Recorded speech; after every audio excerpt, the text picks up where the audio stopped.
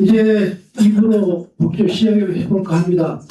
2부에서는 세부적으로 AI와 도시재생, 건축과 경관, 국동 도시재생, 여수의 문화적 정체성, 그리고 장도 문화예술 토론까지 조금 더 구체적인 이야기를 들어보겠습니다. 발표는 각각 8분씩 하는데요. 우리 구창민 교수님께서는 좀 시간을 좀 많이 드려야 될 것 같아요. 15분을 드리겠습니다. 먼저 발표하실 박사님인데요. 구창민 박사님입니다. 멀리 서울에서 오셔서 진심으로 감사 말씀드리고, 박사님께서는 AI를 단순한 기술이 아니라 주민의 목소리를 정책과 공감에게 반영하는 수단으로 설명하는 주민 참여형 도시재생 모델을 제안하고 계십니다. 주제는 AI와 여수 도시재생의 미래입니다. 큰 발표로, 큰 박수로 이 구창민 교수님 발표드리겠습니다. 시간이 많이 오버가 돼 있는 상태죠. 그래서 이런 거는 시간 잘 지켜주고 이렇게 짧게 해주는 게 좋은데 저한테만 15분까지 이렇게 하시는 거고요. 때문에 이펙트 있게 하겠습니다. 그리고 저는 그냥 이 지역 사람이 아니기 때문에 이제 전체적인 뭐 이 지역의 상황은 잘 모르나 이제 어떤 제 나름대로의 어떤 철학이 있어서요. 그런 이야기들을 좀 합니다. 그러니까 저는 이제 앞전에도 다른 분들도 그렇고 다 말씀하셨지만 이런 뭐 문화예술 특구라든지 혹은 뭐 도시재생 혹은 뭐 여러 가지 재개발, 재건축 이런 것들의 전략을 전문가가 짜니까 이게 결국 내가 산으로 간다 이렇게 생각을 하고 있는 사람입니다. 그리고 가장 이 지역에 살고 계신 분들 그리고 오히려 고령화, 좀 약간 연세되신 분들, 디지털 소외계층 이런 분들의 이야기들이 들어가야 이게 진짜 살아있는 도시재생이고 문화예술 특구를 만드는 거라고 생각을 하는 사람이에요. 근데 그동안에는 그런 상황이 잘 안 됐죠. 왜냐 목소리 큰 사람들이 얘기하고 전문가들이 와가지고 이게 맞다 이러면 비전문가인 우리 주민들은 목소리를 못 내는 환경입니다. 그러다 보니 아까도 말씀드렸지만 정책이 계속 실패하고 예산을 낭비하고. 근데 시대가 바뀌었어요. 시대가 바뀌어서 이제는 AI가 우리 주민 한 명 한 명의 그 목소리를 빠짐없이 다 들어줄 수 있고, 그리고 AI가 정리를 해주고, 심지어는 이런 주민들의 의견을 눈으로 먼저 보여줍니다. 이게 시각화해서. 이런 시대가 왔습니다. 그래서 이미 이게 무슨 뭐 영화에서 나오는 그런 공상이 아니고요. 실제로 대만에서 이런 것들을 쓰고 있고, 또 유럽의 몇몇 나라에서 실제 이것들이 지금 시행되고 있는 것들입니다. 그래서 제가 그런 것들을 좀 정리를 해서 우리 여수 국동항 문화예술 특구에 어떻게 반영을 하면 좋을지에 대한 그 이야기를 좀 시작하도록 하겠습니다. 짧게 일단 먼저 지금까지 왜 이렇게 계속 실패했냐 뭐 같은 얘기인데요. 이게 탑다운의 한계입니다. 그러니까 아무리 정교하게 재생 사업을 설계해도 결국에는 우리 진짜 주민들의 목소리를 담지 못하면 무용지물이거든요. 그래서 특히 항구나 도서지역, 우리 같은 항구나 도서지역은 더욱더 그렇습니다. 이중적으로 소외되는 그런 구조입니다. 그래서 또 하나는 뭐냐면 탑다운의 한계, 또 하나는 뭐냐면 디지털 장벽입니다. 여수 원도심이나 항구 지역은 우리 고령화, 초고령화가 심하잖아요. 그리고 스마트폰 아예 쓰시지도 못하고 이걸 쓰려고 생각하지도 않습니다. 그런데 그런 사람들 의견이 더 들어가야 되죠. 그죠? 그런데 그렇기 때문에 여론 수렴이 그동안에는 고령층에게는 원천적으로 이게 닫힌 그런 상태였습니다. 근데 이런 분들의 이야기들이 들어가지 않으면 이게 무슨 이게 도시재생이죠. 그래서 근데 AI 시대가 될수록 희한하게 더욱더 기술에 접근하지 못하는 사람들이 많아지고 그분들의 의견이 빠지니까 데이터에서도 소외됩니다. 그래서 저는 오늘 이제 다른 나라에서 이런 문제점을 어떻게 해결했는지에 대해서 좀 짧게 말씀을 드리는데, 저희 세 가지의 좀 개념이 들어갑니다. 첫 번째가 뭐냐면, 대만에서 부이타이완이라는 실증된 사례입니다. 실제 이게 그렇게 했었고요. 쉽게 말하면은 댓글로 이렇게 막 또 싸우고 이런 내용이 아니고요. 투표만 하면 AI가 비슷한 생각을 가진 사람들끼리 자동으로 묶어가지고, 진짜 다수가 동의하는 지점을 찾아주는 그런 시스템입니다. 실제 대만에서 대만 정부가 공식으로 채택했고요.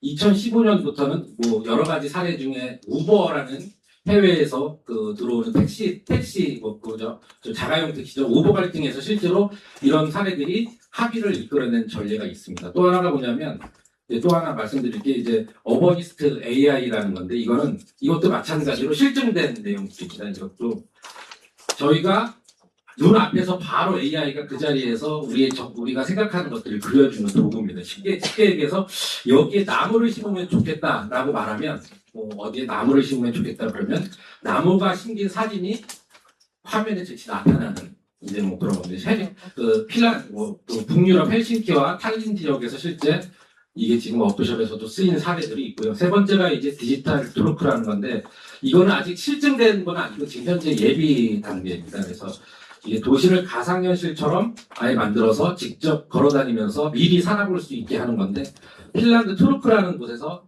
지금 진행하고 있습니다. 아직까지 그러나 실증적으로 완료된 것들은 아닙니다. 이렇게 세 가지 내용들을 이제 가지고 오늘 좀 말씀을 드리려고 합니다.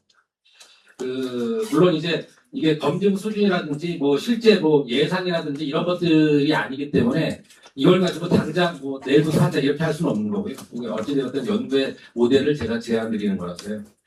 그 내용을 좀 알고 계셔서 시작을 하면 먼저 그러면 이게 어떻게 구체적으로 작동하는지 그 핵심 모델에 대해서 말씀을 드리면 이걸 이제 제가 그 만든 단어인데 보이스 투 폴리시입니다. 그러니까 즉 뭐 시민들 한 명 한 명의 목소리가 정책이 되는 4단계입니다. 첫 번째로 발화 및 인식, 음성 인식입니다. 말을 하면 그러니까 예를 들어서 한 주민이 공원에 뭐 그늘이 부족하다 혹은 뭐 어촌계의 옛날 사진을 좀 걸어두면 좋겠다 이런 식으로 말을 합니다. 그러면 이게 문자가 아니라 그러니까 문자로 하게 되면 이제 또 힘들어지니까 말을 합니다. 말을 하면 그냥 평소처럼 그렇게 말을 하면 됩니다. 그러면 그 LLM과 폴리스식으로 클러스팅, 그러니까 쉽게 얘기해서 그런 말을 했던 여러 가지 파편화되어 있던 그런 이야기들을 AI가 클러스팅해서 잠재적으로 많이 나오는 의견이라든지 합의된 지점들을 얘가 정량화시켜 줍니다.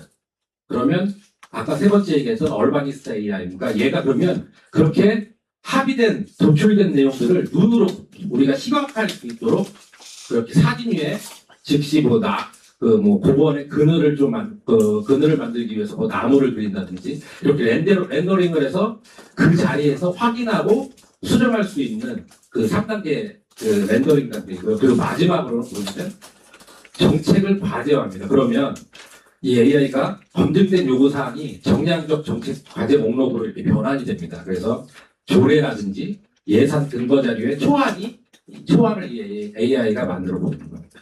물론 이제 아무리 이렇게 만든다고 해도 조례나 뭐 예산을 자동으로 AI가 조례나 예산을 자동으로 결정하는 게 아니라 결국은 물론 최종 판단과 책임은 물론 이제 행정 담당하시는 분들이 그렇게 해야 되겠죠. 그러나 어쨌든 그 전 단계까지는 누가 무슨 이야기를 하든 여기까지가 이제 됩니다. 그러면 이게 도대체 무슨 얘기냐? 지금 이제 제가 이제 조금 알기 편하게 이렇게 좀 그림 같은 걸로 그려왔는데 계속 지금 개념적으로 설명드린 게 아니라 실제 이야기로 한번 이렇게 좀 풀어보면 한 어르신이 그러니까 북동항 수변공원에 키오스크를 설치한다면 그 키오스크에 가서 이렇게 얘기합니다. 여기 공원이 노을이 너무 이쁜데 앉아서 쉴 데가 없다.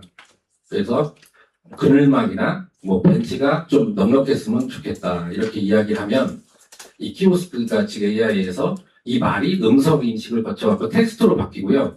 또 이분만 이야기하는 게 아니라 뭐 수백 명, 수천 명, 수만 명 이야기했었을 테니까 비슷한 이야기를 하신 다른 어르신들이나 다른 의견을 발언하신 분들이랑 같이 이 클러스팅 됩니다. 그래서 다른 분들도 비슷한 생각을 했다.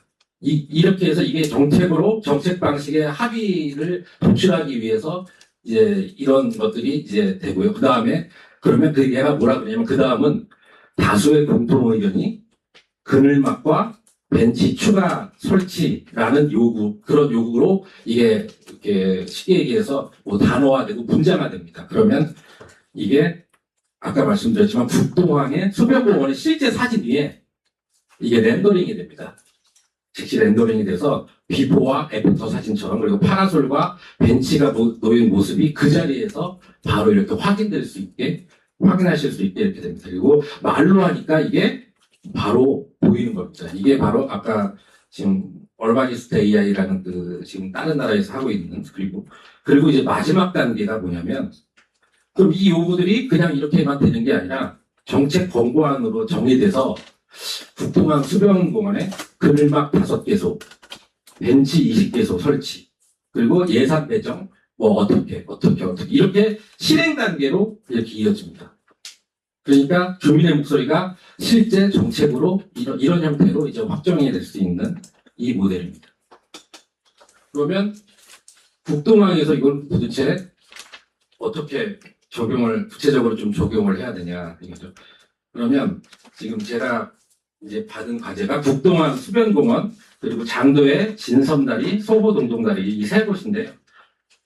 이 세 곳에 보니까 이 세 곳의 정체성이 서로 다르더라고요. 그래서 북동항 수변공원은 아까 쉽게 얘기했던 그 키오스크, 보이스 허브가 위치할 곳입니다. 그래서 낚시나 노을이나 생활형 휴식이 요 북동항 수변공원의 정체성입니다. 그럼 여기에 여러분들이 그늘이나 벤치나 조명 같은 이런 생활 밀착형, 그러니까 생활 민원형 발화들이 이제 이곳에서 이렇게 다수 나올 것으로 이제 예상을 하고요. 장도 진섬다리는 예술과 어떤 정적인 사색, 그리고 창작의 어떤 공간입니다. 그러니까 상주 작가와 아트 카페 같은 것들이 꽤 있는 만큼 여기는 아마도 전시나 창작 관련 콘텐츠들에 대한 이야기들이 많이 나올 것으로 보이고요. 셋째가 이제 소호 동동다리인데 여기는 야경이나 로맨틱 혹은 젊은 세대들 이런 그런 정체성으로 보이고요. 여기서는 아마도 관광과 야간 경제 그리고 SNS 명소로서의 어떤 체감 개선 요구 같은 것들이 좀 나올 것으로 봅니다.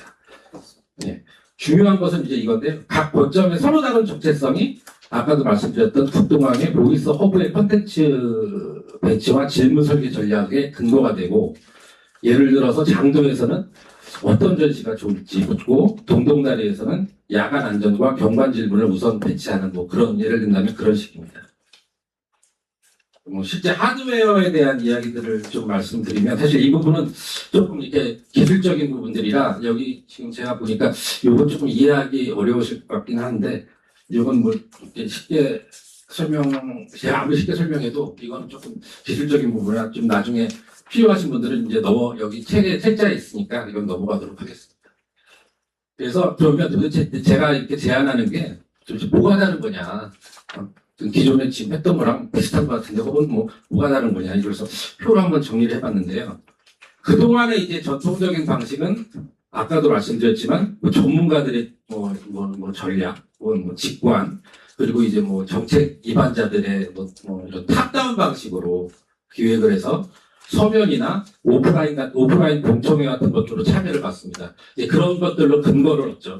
그러나 실제 대다수의 혹은 많은 분들이 그런 공청회에서나 이런 데 참여하지 않는 사실 더 많은 시민들이 있는데 그런 분들의 의견들을 좀 받을 수 없었죠. 그래서 결과물이 거의 일률적인 하드웨어 시설입니다. 다 무엇을 짓고 무엇을 설치하고 그런 거였고 또 기존의 또 스마트 시티는 이건 좀 데이터 기반이긴 합니다. 또 좀 더 많은 사람들에게 어떤 의견을 듣고 이렇게 하긴 했지만 여전히 이것도 탑다운 방식입니다.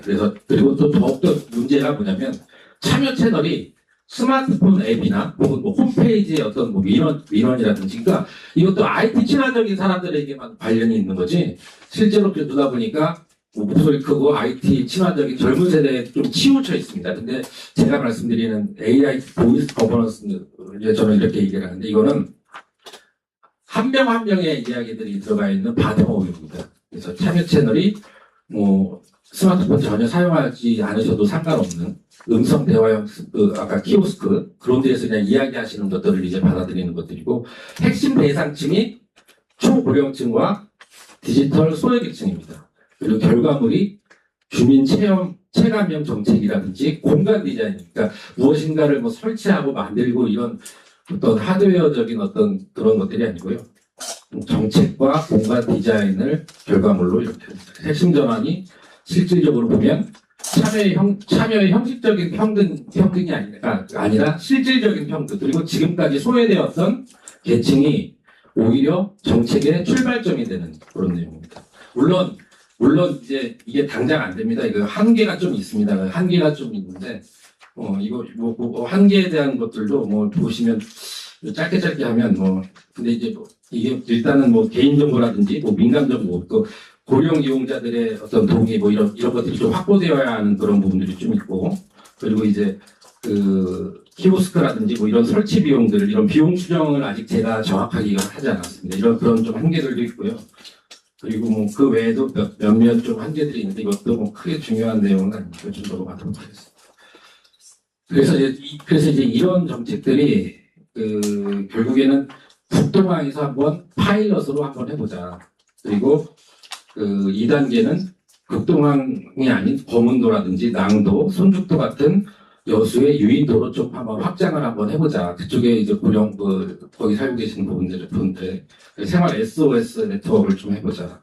3단계는 이걸 좀 키워서 전남과 해양수산부, 그리고 도시개발촉진법 예산 근거로 이어지는 광역 부가정책으로 가서 디지털 소외계층이라든지 고령계층이 의견들을 좀 더 받아볼 수 있게 하자. 그리고 이것이 정착화되거나 하면 더 큰 그리스나 인도네시아, 필리핀 같은 어떤 도시 소멸 성공가들 이런 쪽으로 이제 하는 국제 공유의 아이템으로 한번 가보자. 이렇습니다.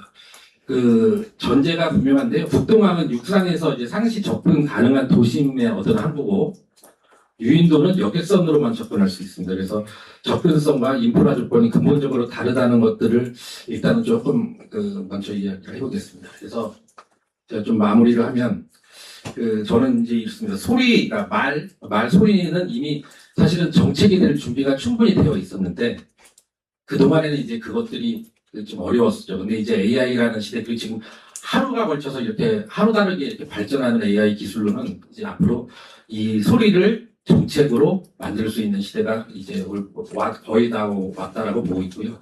기술을 인간에게 맞추는 것이 아니라 오히려 기술이 인간의 오래된 소통 방식, 그러니까 즉 말하는 것이죠. 여기에 맞춰 기술이 스스로를 낮추도록 그렇게 설계를 합니다. 그래서 기술 발전의 혜택을 가장 소외되기 쉬운 어떤 이들의 정책의 출발점으로 되돌려놓는 것, 이게 바로 인간 중심, 인간 지능 거버넌스가 지향하는 어떤 최종 지점이고 AI의 활용을 하는 어떤 궁극적인 목적입니다. 그래서 저는 이런 방법들로 이제 지금 정책 제안과 협력 같은 것들을 좀 하면 우리가 충분히 주민들 의견들을 반영할 수 있는 그런 문화예술 특보가 되지 않을까라는 생각에서 이렇게 발표를 준비해봤습니다. 예, 경청해 주셔서 감사합니다. 네, 고맙습니다. 이제 AI 시대가 왔네요. 오늘 박사님 말씀 듣고 아마 우리 국정 도시 재생에서 많은 생각을 좀 하니끔 하는 그런 내용인 것 같습니다. AI를 주민과 예술가가 도시 재생에 직접 참여할 수 있도록 논문적으로 활용하자는 점이 아마 주 박사님의 요지인 것 같습니다. 다시 한번 멀리서 오신 우리 박사님께 큰 박수 부탁드립니다.